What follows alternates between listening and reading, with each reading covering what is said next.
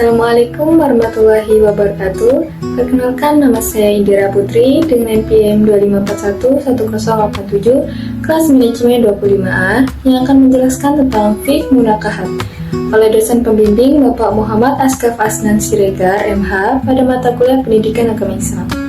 Fiqh munakahat. Fikih munakahat merupakan salah satu cabang ilmu fiqh dalam Islam yang membahas hukum-hukum yang berkaitan dengan pernikahan dan kehidupan rumah tangga. Kajian ini mengatur berbagai ketentuan yang berhubungan dengan hubungan antara laki-laki dan perempuan dalam ikatan pernikahan yang sah menurut syariat Islam. Arti dan hukum nikah.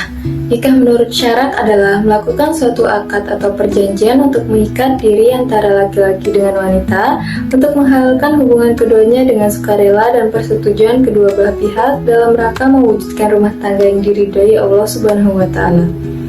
Hukum menikah. Hukumnya menikah adalah mubah atau boleh. Hukum mubah ini dapat berubah sesuai dengan keadaan, yaitu yang pertama sunnah atau dianjurkan. Artinya orang yang ingin menikah mampu menikah dan mampu mengendalikan diri. Yang kedua atau diharuskan, artinya orang yang ingin menikah mampu menikah dan ia khawatir berbuat zina. Yang ketiga makruh atau dibenci atau lebih baik ditinggalkan. Artinya orang yang ingin menikah tetapi belum mampu memberi nafkah. Yang keempat haram atau dilarang, artinya orang tersebut memiliki niat untuk mengkhianati wanita yang akan ia nikahi. Tujuan pernikahan, yaitu untuk memperoleh rasa cinta dan kasih sayang yang benar, untuk memperoleh ketenangan dan kebahagiaan hidup, untuk sarana menyalurkan kebutuhan biologis secara sah dan diridhai oleh Allah Subhanahu wa Ta'ala, untuk memperoleh keturunan yang sah dalam masyarakat. Rukun menikah. Sah tidaknya pernikahan dilihat dari terpenuhi tidaknya rukun nikah, yaitu ada calon suami, ada calon istri, ada wali nikah, dua orang saksi dan ijab kabul. Siapa itu wali? Wali adalah orang yang terdekat dengan mempelai wanita, seperti ayah kandung mempelai wanita, kakek dari mempelai wanita, saudara laki-laki sekandung, saudara laki-laki seayah, anak laki-laki dari saudara kandung laki-laki, anak laki-laki dari saudara laki-laki seayah, saudara laki-laki ayah atau paman, anak laki-laki dari paman pihak ayah, dan wali hakim berlaku apabila wali nomor 1-8 tidak ada atau sedang berhalangan. Syarat syah wali atau saksi nikah adalah Islam, laki-laki, baligh, dan sudah berumur 15 tahun, berakal sehat, merdeka, yaitu orang yang mempunyai hak untuk mengurus dirinya. Apa itu ijab kabul nikah? Ijab adalah ucapan wali mempelai wanita yang sedang menikahkan. Kabul adalah jawaban mempelai laki-laki ketika menerima pernikahannya.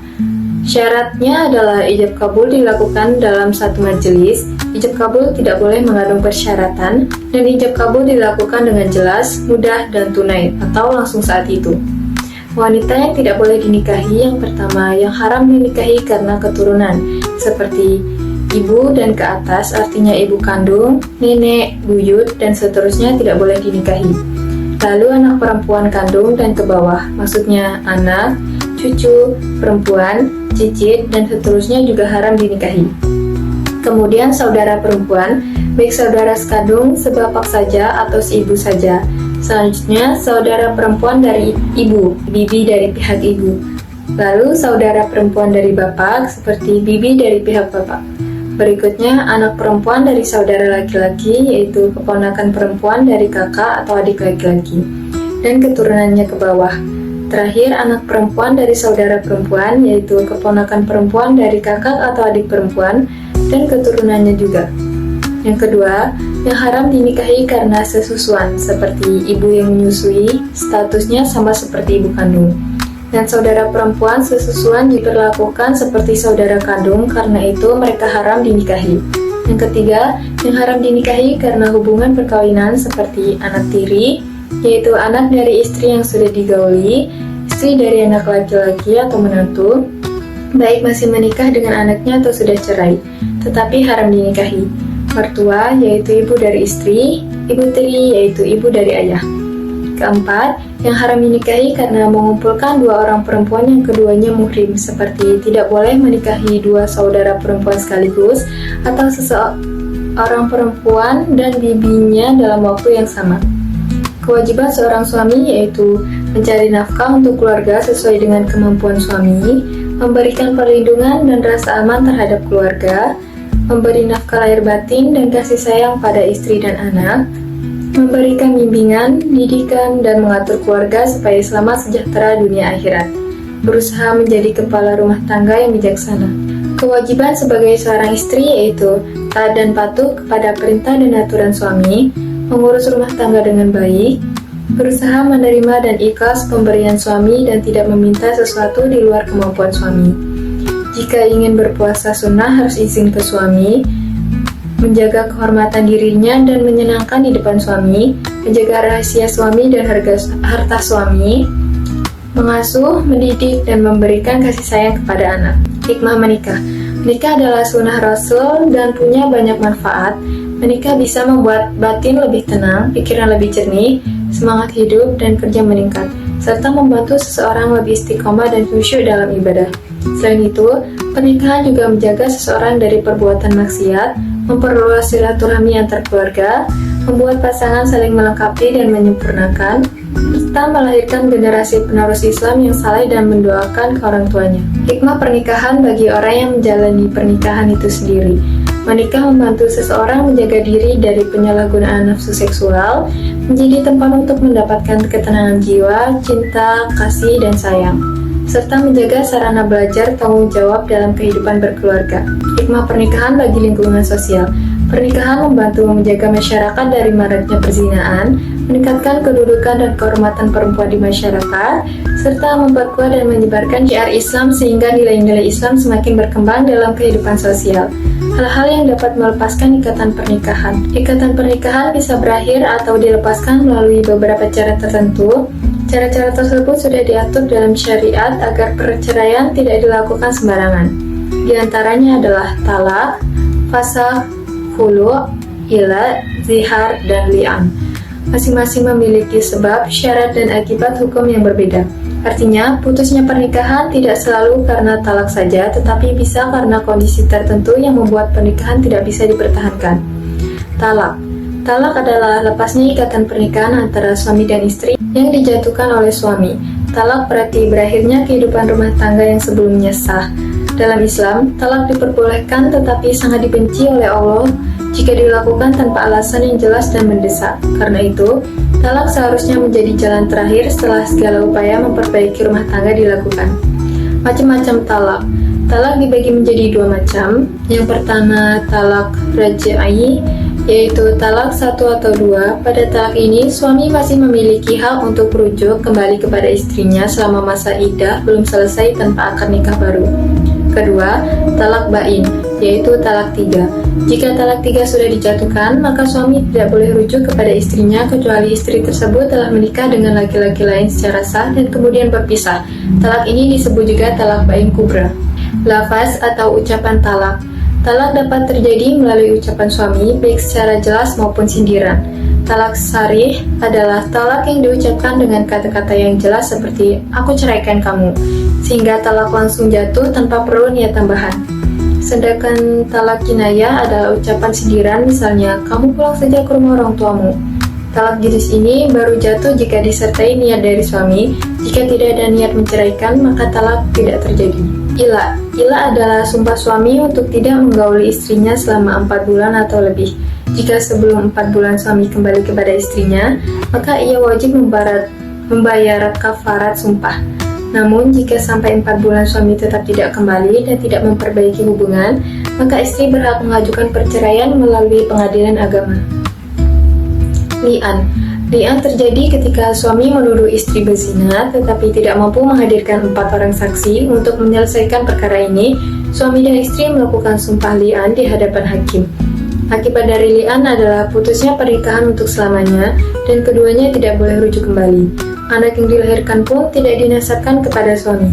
Zihar. Zihar adalah ucapan suami yang menyerupakan istrinya dengan perempuan yang haram dinikahi, seperti ibu atau saudara perempuan. Akibatnya, suami haram menggauli istrinya sampai ia membayar kafarat. Kafarat zihar dilakukan secara berurutan, yaitu memerdekakan budak. Jika tidak mampu, maka puasa 2 bulan berturut-turut. Dan jika masih tidak mampu, maka memberi makan fakir miskin. Hulu. Hulu adalah perceraian atas kehendak istri, yaitu ketika istri meminta cerai kepada suami dengan cara memberikan tebusan kepada suami agar suami mau menjatuhkan talak.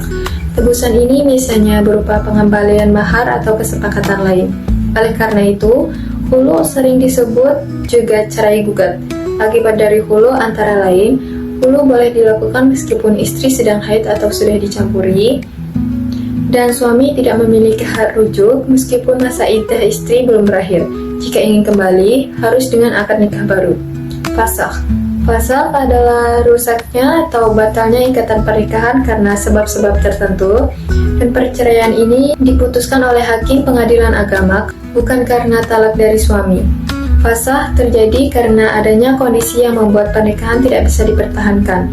Beberapa sebab terjadinya fasakh antara lain, suami dan istri ternyata masih memiliki hubungan mahram, suami gila, suami tidak mampu memberi nafkah, dan suami pergi dan tidak diketahui keberadaannya. Dalam kondisi seperti ini, hakim berhak memutuskan perceraian demi kemaslahatan istri.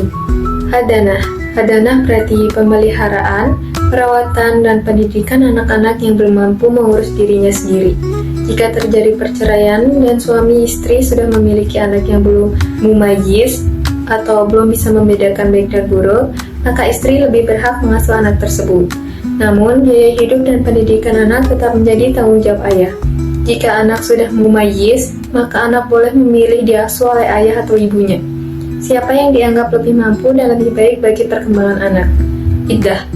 Iddah adalah masa menunggu bagi seorang istri atau janda setelah terjadinya perceraian atau kematian suami. Masa iddah ini diwajibkan oleh syariat dan tidak boleh dilanggar. Tujuan iddah adalah untuk memberi kesempatan bagi suami dan istri berpikir ulang tentang perceraian dan kemungkinan rujuk, serta untuk mengetahui apakah istri sedang hamil atau tidak. Jika istri hamil, maka masa iddahnya diperpanjang sampai melahirkan dan selesai masa nifas. Macam-macam masa iddah. Macam-macam iddah dijelaskan sebagai berikut. Istri yang dicerai dalam keadaan hamil, masa iddahnya sampai melahirkan dan selesai nifas. Istri yang ditinggal mati suaminya dan tidak hamil, masa iddahnya adalah 4 bulan 10 hari. Istri yang masih mengalami haid dan dicerai suaminya, masa iddahnya adalah 3 kali suci. Istri yang sudah tidak haid lagi, masa iddahnya adalah 3 bulan, sedangkan istri yang belum pernah dicampuri oleh suaminya, maka tidak memiliki masa iddah. Hak istri pada masa iddah, fasilitas atau nafkah yang wajib diberikan suami kepada mantan istri selama masa tunggu atau iddah, sebelum benar-benar berpisah sepenuhnya. Talak raj'iyah. Jika istri diceraikan dengan talak 1 atau 2, masih bisa rujuk tanpa nikah baru, ia berhak mendapatkan tempat tinggal, pakaian, dan nafkah makan. Talak ba'in. Jika istri diceraikan dengan talak 3 atau melalui proses hulu, gugat cerai, ia hanya berhak mendapatkan tempat tinggal saja. Istri yang ditinggal mati. Istri tidak mendapatkan nafkah selama masa iddah karena ia sudah mendapatkan harta warisan dari almarhum suaminya. Begitu pula dengan kondisi janda secara umum dalam masa iddah tersebut. Definisi dan hukum rujuk. Apa itu rujuk dan bagaimana status hukumnya bisa berubah-ubah tergantung situasi. Rujuk adalah kembalinya suami kepada mantan istrinya selama masa iddahnya belum berakhir. Hukum dasarnya adalah mubah atau boleh, namun bisa berubah menjadi wajib bagi suami yang beristri lebih dari 1 dan belum berlaku adil di antara mereka. Sunnah jika dengan kembali bersama, keadaan rumah tangga menjadi lebih baik. Makruh jika dengan rujuk tersebut keadaan justru diprediksi akan menjadi buruk. Haram jika rujuk tersebut dilakukan hanya untuk menyakiti atau membuat istri menderita. Rukun rujuk syarat sah. Agar proses rujuk dianggap sah secara agama, ada beberapa rukun atau syarat yang harus dipenuhi, yaitu istri yang dirujuk harus sudah pernah berhubungan badan sebelumnya dan jenis talaknya adalah talak raj'iyah. Rujuk hanya bisa dilakukan jika masa iddah belum habis. Istri yang dirujuk harus jelas identitasnya. Jika suami menceraikan beberapa istri lalu merujuk tanpa menentukan siapa yang dirujuk, maka rujuknya tidak sah.